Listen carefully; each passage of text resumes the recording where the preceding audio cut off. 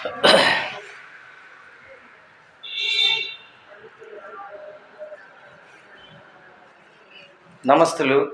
అందరికీ పేరు పేరు నమస్తులు.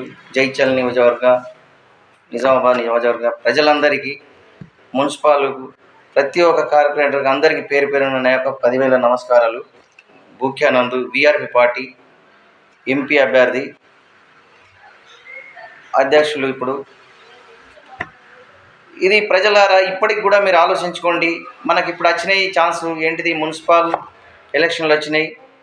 Sarpanch, ZPTC, sarpanch, MPTC, ZPTC ఇవన్నీ ఎలక్షన్లు వచ్చినాయి.